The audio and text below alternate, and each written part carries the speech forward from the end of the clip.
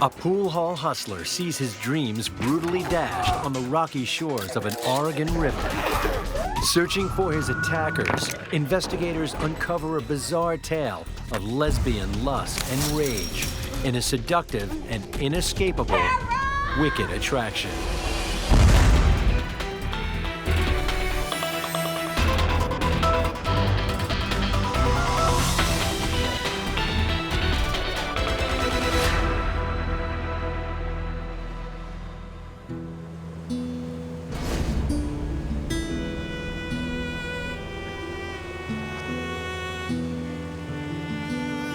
Vacationers travel to the small city of Roseburg in Oregon to enjoy the great outdoors.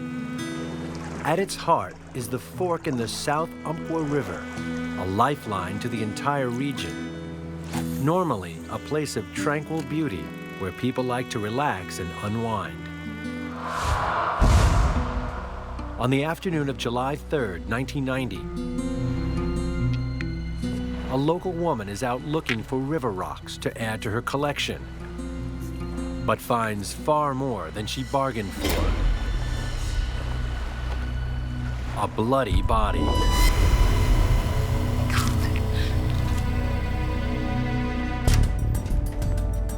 Detective Jim Burge is called to the scene.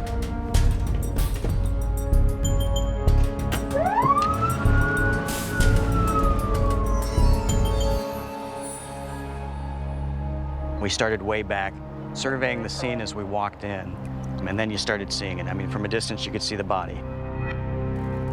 As you got closer, you could see the blood, and more as you got closer. A big rock with a lot of blood. And then when you got up to the body, you could really see the enormous amount of violence that was done to him. Just a lot of blood. It was just a very ugly sight. And they were just really shocked by what they saw. It's not the type of thing you'd normally find in a small town like this. The victim is just 4 feet 4 inches tall, but it's clear he's not a child. He's an adult in his 30s. We wondered, what did this man have to do to deserve this much of a beating?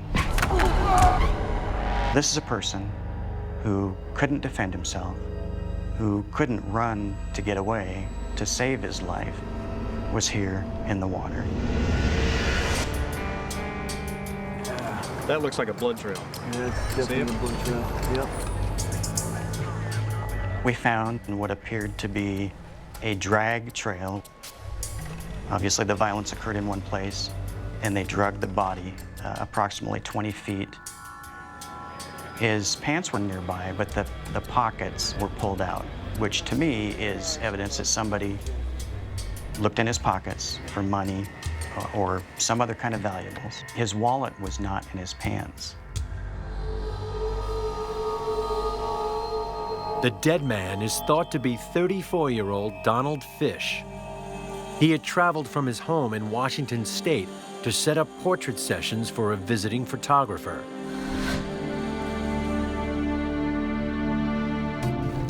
The police call his family to confirm. Mr. Fish's parents gave us some very detailed descriptions of their son. They particularly identified a mole that was on the back of his neck. And with that information, we were able to identify this victim as Donald Fish. His sister Carolyn receives the news on July 4th. I will remember for the rest of my life the phone call that I got that night. I flew out to Washington the next day. I was actually the one that went in and identified his body. I was very angry, very, very angry. How could somebody take my brother away from me? How could someone do this to any family? Donald always proved to be an inspirational figure to his family and friends. What I like to refer to him as is my big little brother. He was different, but he wasn't an oddity. He was a real person. Everybody just took him for who he was. He viewed it as half the battle was his attitude. He wasn't going to let this barrier get in the way of him succeeding in life. And so, despite common instances of cruelty, of people treating him poorly, he just decided he was going to rise above it and succeed in life, and that's exactly what he did. Throughout his childhood, Donald's parents do all that they can to help him get ahead and find his true passion. High school. That's about the time that my dad went out and bought a very nice pool table because he saw that he had a liking for pool, and that became his sport.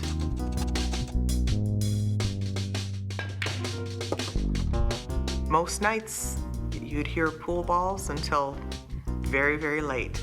He just really, really enjoyed it and worked at it very hard and became very good at it. I remember as a kid, a number of times watching him stand up on top of the pool table with a pool stick and play pool. He could hustle pool, and he made really good money at it. And I don't ever remember him having to, buy a drink in a bar. It was always, there for him.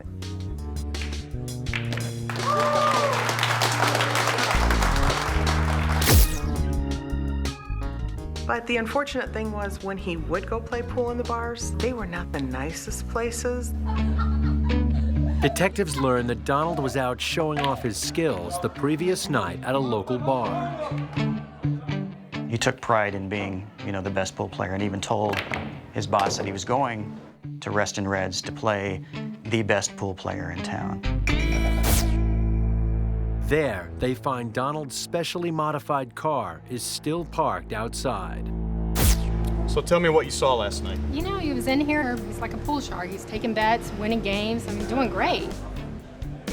It is a regular bar in downtown. They have their favorites that socialize in the bar, just like every other bar.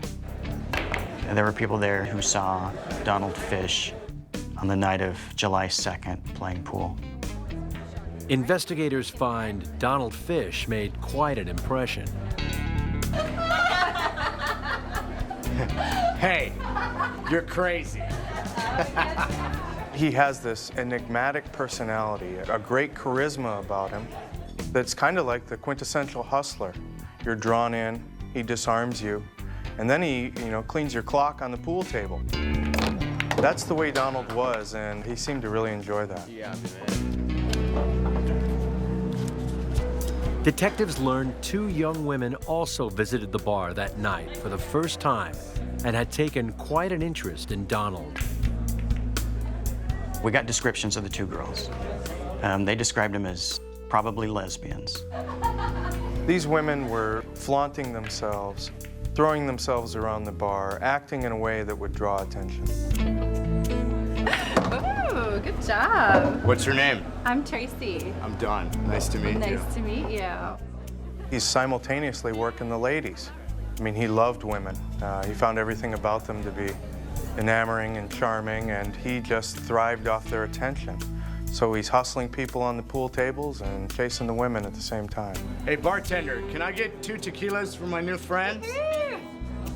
Witnesses say that Mr. Fish bought drinks for him. You really gotta lean over it. Okay. Better Really guidance. slow. Very slow.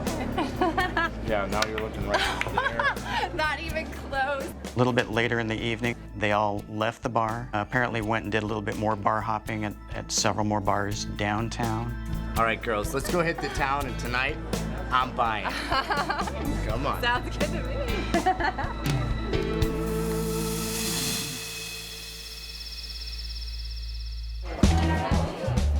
Yeah, I like to play. You should teach us. Well, we could definitely play some pool. Hey, how about a toast? Here you go. Cheers. To tonight. Here, here. He's a party animal. He's a ladies' man. Everybody liked Don. He was the life of the party, the class clown. He was always doing something funny, trying to make people laugh. This is new for me. Oh, I've never been out with two wonderful women at once. Really? This is fantastic. No way. No. Well, we'll make First it very time. special for you. I can't wait.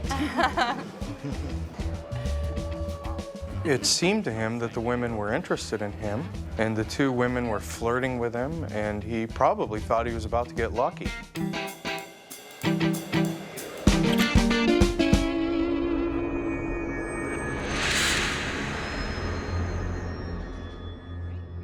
When a regular steps into the bar, detectives on the scene receive a lead on the mysterious women. Before. Excuse me, I think I know what ladies you're talking about.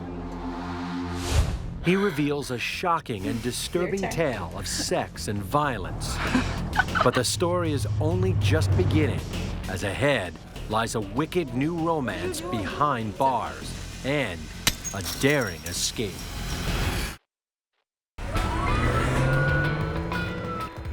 Police in Roseburg, Oregon, investigating the murder of 34-year-old Donald Fish, have discovered hours before he was killed, he hit the town with two women, intent on having a good time. Tonight, I'm buying. Come on. Sounds good to me. A regular at the bar where they met tells detectives he thinks the same women just dropped him off. So you were with these two ladies? I've been with them all day. How did you meet these ladies? I met them in the parking lot outside. They had no IDs, so they couldn't get in. So I just met them outside. He then suggests, well, let's go over here to the market that's right across the street, get some beer, and go down to the river and drink the beer. They drive to a quiet spot to drink and have fun. The women introduce themselves as Tracy and Tamara. Here you have a guy who thinks he's going to get lucky. He starts to get it on with Tracy. However, Tamara isn't happy sharing her lesbian lover. And then Tamara pulls out a knife.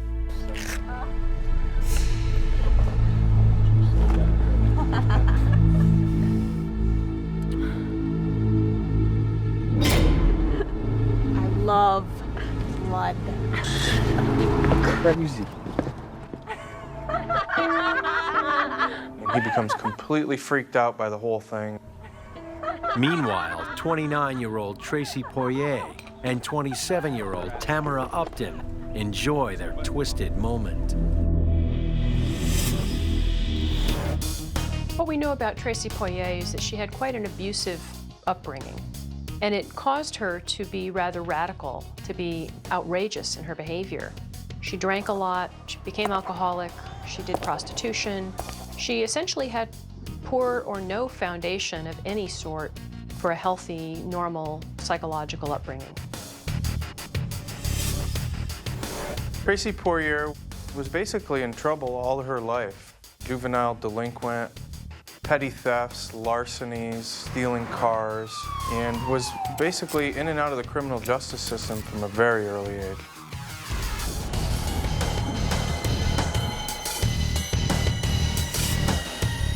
She served time in California for burglary and stealing, and actually escaped from jail while she was doing that time.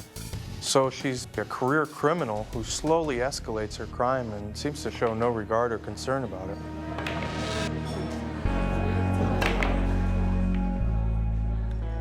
Tamara Upton, she grew up in a very poor environment, and she was sexually abused throughout much of her upbringing. She had no protection from any of the adults in her life. This likely contributed to her contempt and at times outright rage towards males. For a time, the two were merely casual acquaintances. But a chance meeting a day before Donald Fish's murder changes everything. Oh, I just got out of jail. Okay, let's go drink. We gotta catch up. Tracy's just been released from custody after serving time for stealing a car, but is quickly back to her old tricks, trouble her friend finds alluring. Well, actually, I just stole a new blue car. Some people never change.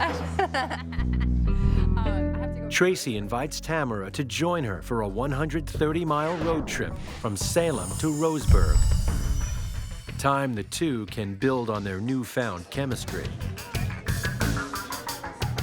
Tracy, after just getting out of the Correctional Institute, was supposed to report to a parole officer here in Roseburg because this is apparently where she planned on establishing a residence. Everything with them appears to be on impulse. There's no plan. It was their second day in town when they met the bar patron, who tells investigators that after the knife incident, he brings them back to his apartment, where things get steamy. Started watching the girls make out.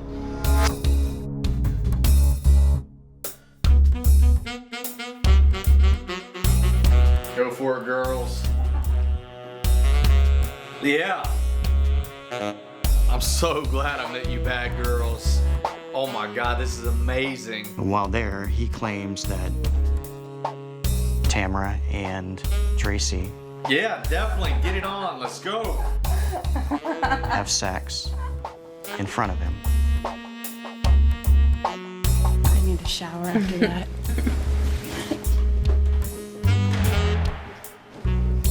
Your turn.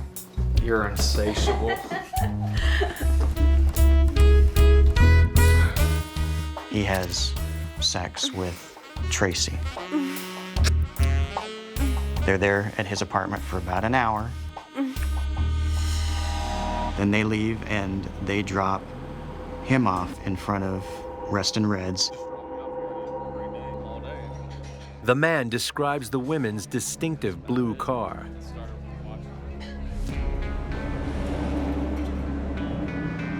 Meanwhile, just a mile away, the murder suspects are about to have another unexpected encounter with a man. Let me see your hands. A state trooper ran the license plate and found out the vehicle was stolen. For Tracy Poirier and Tamara Upton, it's decision time. Try and lie their way out of trouble or make a daring bid to escape.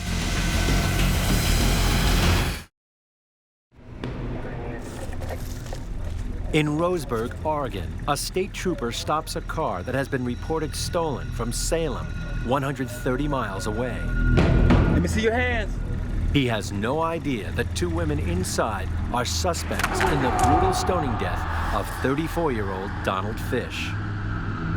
Didn't do anything. Step out of the car. Out of the car. Face away from me. Face away from me. Hands behind your back. Face the car. Let me see your hands. Out of the car. Right now. Out of the car. Face away from me. Face away from me.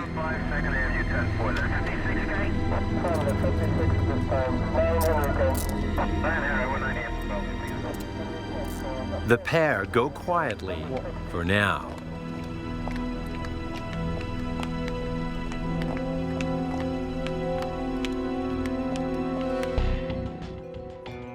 Soon after, Roseburg detectives release a description of their car, given to them by a bar patron who bought the women beer before having sex with one of them. After it was put out by radio, a tow truck driver who had towed the car to an impound lot gives us a call. So we send our detectives to the impound lot to take a look at this car. And on the back bumper is evidence of blood. That's when we figure we have our suspects. There's another disturbing find in the trunk, a bloody handprint. Detectives interview the women in jail. Tracy Poirier admits seeing Donald Fish in the bar on the night he vanished, but nothing more. Tracy went on to explain that there was another woman there by the name of Lisa they were waiting for in the bar, and the last they saw of their little friend was he was waiting for Lisa to go somewhere with Lisa. Tamara Upton provides a similar account of events.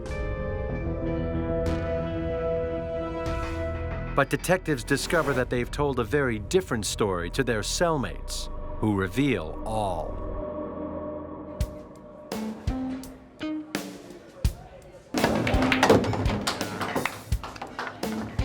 got me, man. They describe how they had visited the bar and saw Donald flashing his money around. You see how much money that guy's got over there? Yeah. We should roll him tonight. Let's do it. Tracy was the bait. Yeah, you guys really. Tracy and Tamara were pretty detailed to their cellmates about what had happened. There you go. That was awesome. How they picked him up at the bar. Hey, bartender, can I get 2 tequilas for my new friend? That he bought them drinks. Oh, yeah. Now it's getting started. He had a lot of cash in his pocket. They wooed him. He was very flirtatious, he was very social, and these women easily responded to his flirtation, thinking that he would be an easy mark. They thought they could easily control him because of his size. The trio hit the town. Tonight. Here. Donald is convinced the party is only beginning. And that's just what Tracy Poirier and Tamara Upton want him to think. Tracy was very smart and very manipulative. Could be thought that Tracy was the brains of the operation. She was able to seduce and woo Tamara to fall in love with her and to be her muscle. Tammy was much more aggressive, and because she fell in love with Tracy, she was willing to do anything Tracy asked of her. They head off once more into the night. We had fun or what? Donald continues this flirtatious relationship with Tracy, and they actually start to make out. And this apparently upsets Tamara. Tamara becomes jealous. Hey. Oh my God. I love blood. She uses the blood and the licking of the blood as a way to shock the victim, as a way of saying that she's in control of the situation, intending to frighten them. And now she wants him to suffer for messing with her girl. She shoves the knife up his nose and slashes it open.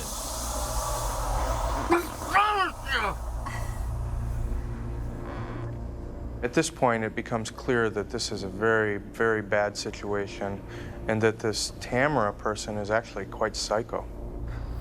Donald's bleeding profusely as the women order him to get out of the car. Get in there. Get in there. He was completely defenseless.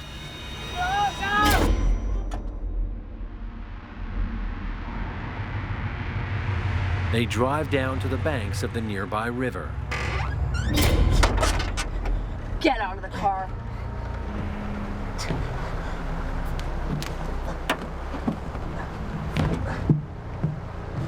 Keep on. Come on, let's go. Let's go. Get your shirt off. Give me your shirt. Come on, let's go. You know that money we saw earlier? Come on, give it up. Come on. Donald Fish knows he can't get away from his kidnappers and is forced to strip. Give me your shirt. If you let me find my parents, I can get another $10,000. Shut up and get your shirt off. Don't kill me. Shut up and get your shirt off. Give it here. He begs for his life. Give me your shirt. Yeah, don't kill me. I'll do anything. Just don't kill me, please. Let's go. Let's go. Down by the water. Those pants are mine. The two grab river rocks and attack. And then started beating on him. Again, this is according to the story that Tracy and Tamara told cellmates. They start beating him over the head, stoning him with these rocks. And it's almost like a caveman style beating, you know. Human instinct at its lowest point where they're acting like animals, savagely attacking another person like an animal. And it's all for a couple dollars. Tamara Upton was definitely the aggressor, and she admits it. Then they take a very large rock and just smash his brains out with it. Crush his skull, a lethal headshot, and it is just the most vicious and brutal way to execute someone. One of the cellmates that I interviewed said that they drug his body and that Tamara stood on his head while he was in the water to make sure that he was dead. It's probable that they killed him in a fit of rage that they just couldn't control. It may be that they didn't want to leave a witness, but it's more likely that Tamara followed through with the murder of Donald Fish to prove her love to Tracy. She's willing to crush Donald Fish's life away for Tracy.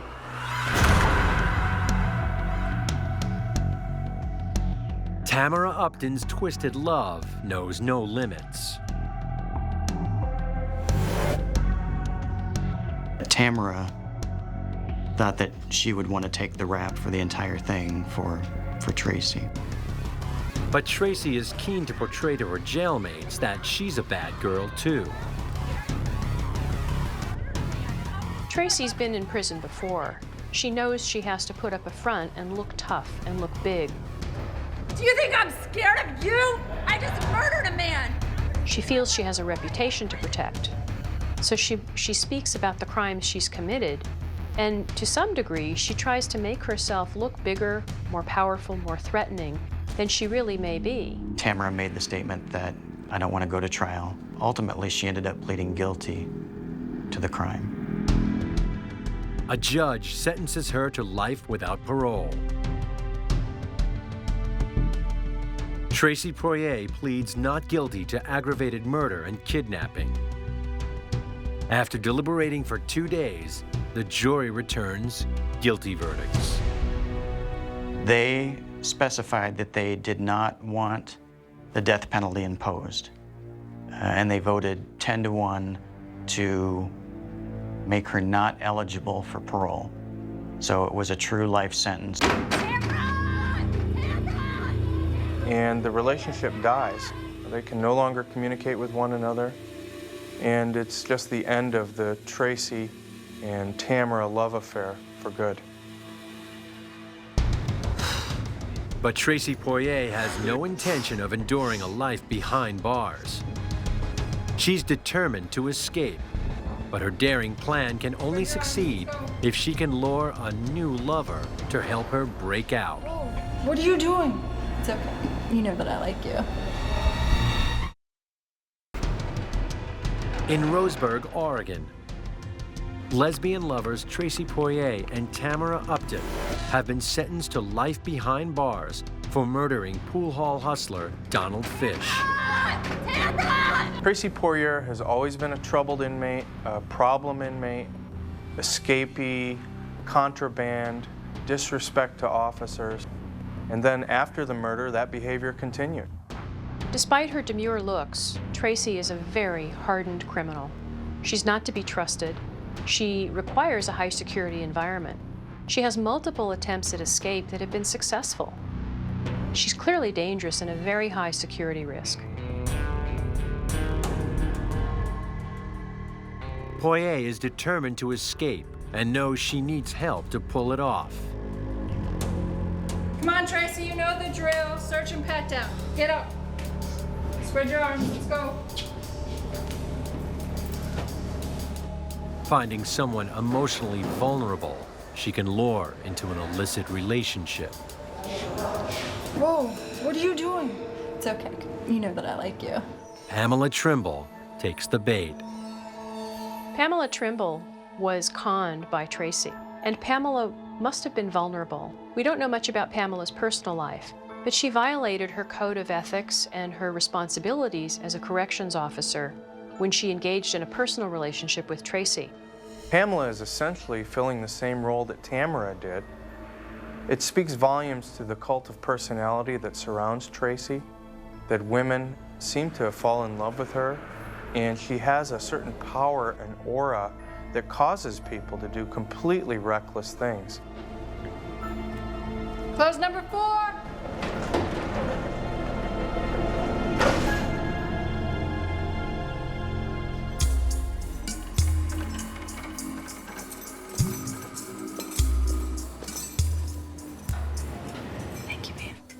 Trimble starts smuggling in contraband, but word of their illicit relationship soon spreads. When authorities became aware of the situation, Pam Trimble resigned her job, but that wasn't the end of it. Poirier is sent to Arizona State Prison, but is soon on the move again when authorities discover that Trimble has followed her. Tracy Poirier is returned to Oregon and put in a high-security wing of the Women's Correctional Center because authorities there are also suspicious that she might be planning to escape. Tracy is under close scrutiny in Oregon. She's only allowed visitation from family. She's losing a lot of weight, and the authorities are monitoring her very closely. But not closely enough. Poirier has been discreetly preparing to break out of her cell. On August 28, 1998, Pamela Trimble comes for her lover.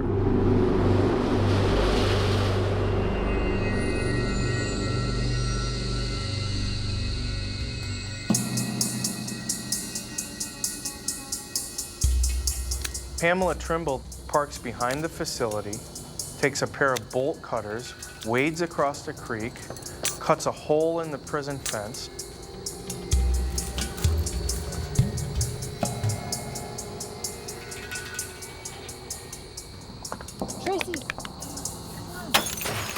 and Tracy then breaks a glass window and slips through a small area because she's lost weight as part of this escape attempt.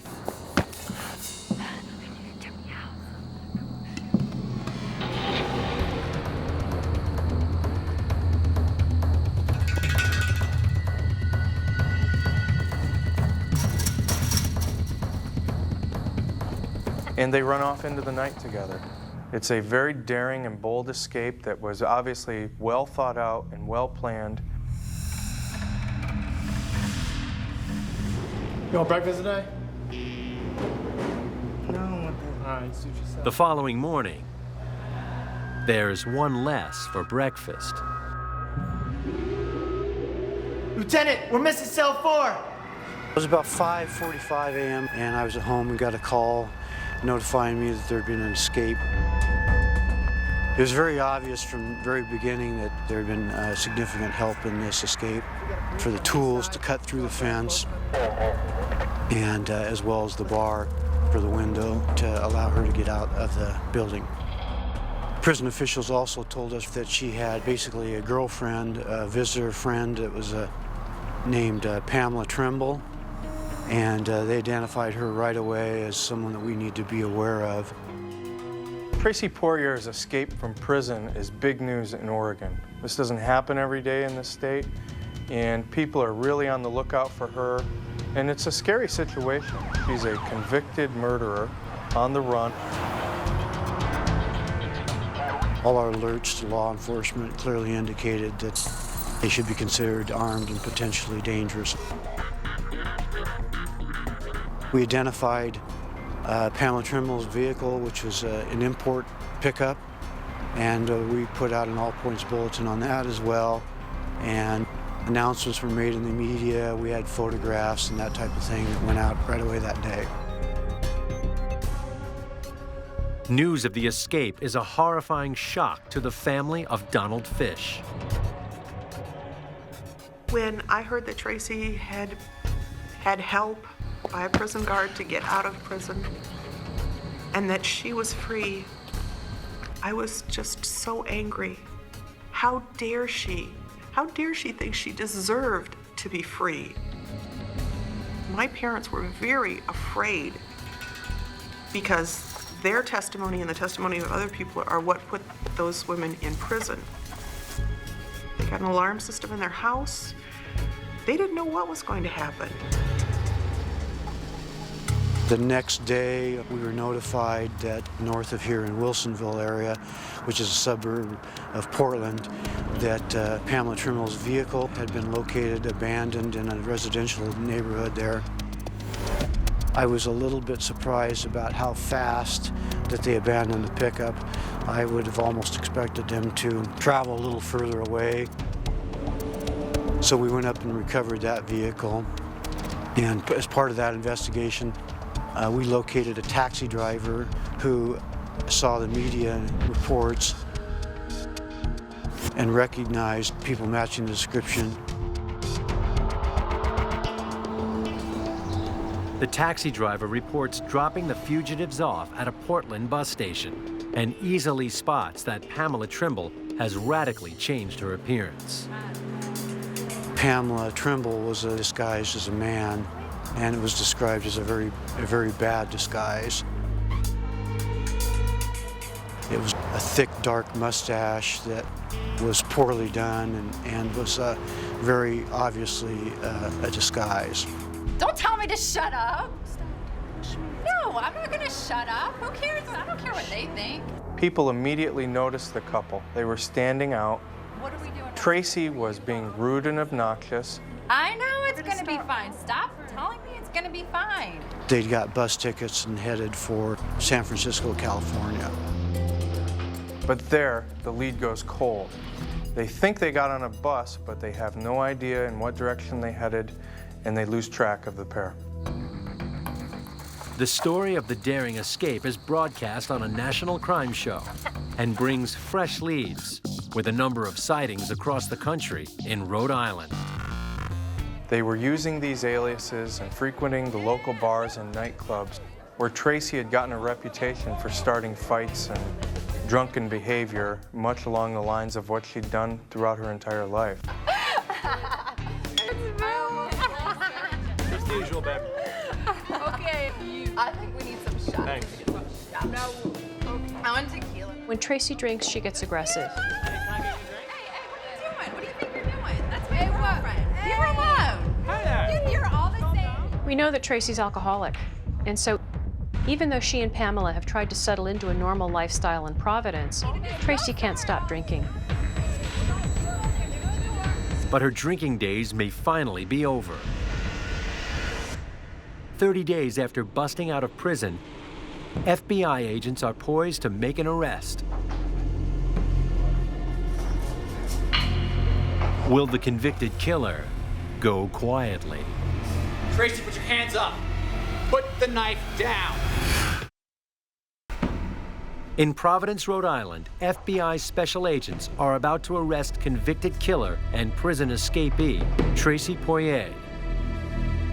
They've received a tip that she's working at an Italian bakery.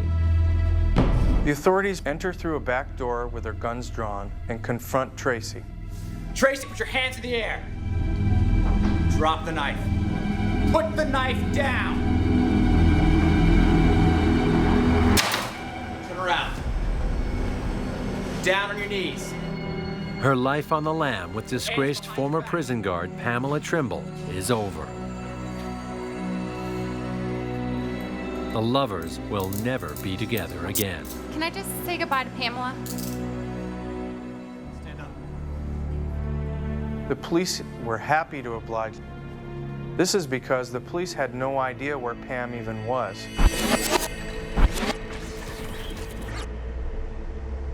Tracy guides them to a nearby butcher's shop. Pamela, put the hammer down and put your hands in the air. Turn around. Put your hands behind your back.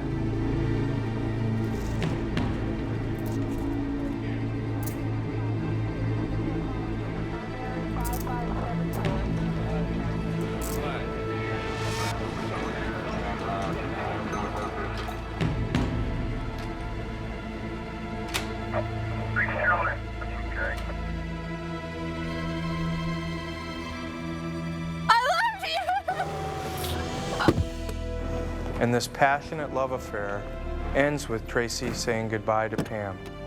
Here Pam had done everything for Tracy, all in the name of love. Put herself at great risk, lost her job, become a wanted felon. And this is the payoff. She says goodbye to Tracy, is put in handcuffs, and is whisked off to jail. Once in custody, the women do everything they can to prevent themselves from being sent back to Oregon. You want to fight extradition? What is your? You both want to fight extradition? Well, it took some time to get them back. Yeah, I think we eventually we had to get a governor's warrant. We eventually got Pamela Trimble back to Oregon in January. Tracy Poirier, she came back in February. So they're both back in Oregon by February. Tracy Poirier was already an inmate in custody of the Department of Corrections, having been convicted of aggravated murder. She came back and was sanctioned. Pamela Trimble was prosecuted for a variety of crimes, including the escape, supplying contraband, all the breakout tools for going into the facility to assist in the escape. Pamela Trimble pleads guilty to all charges and is sentenced to 3 years in prison. She is now free once more.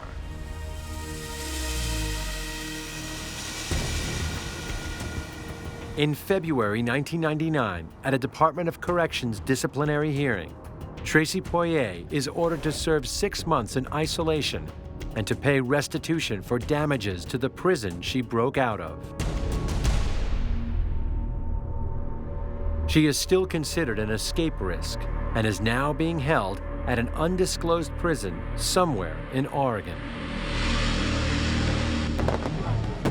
Each July 4th, when the rest of America celebrates, for the relatives of Donald Fish, it's a time for sad reflection. It devastated my family, and to this day, it still. My parents do not celebrate the 4th of July because it was the 4th of July when we found out.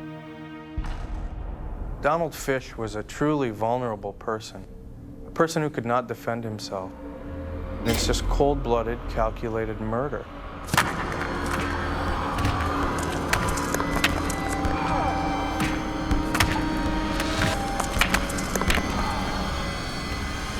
The idea of human beings preying on someone this defenseless, it's just outrageous.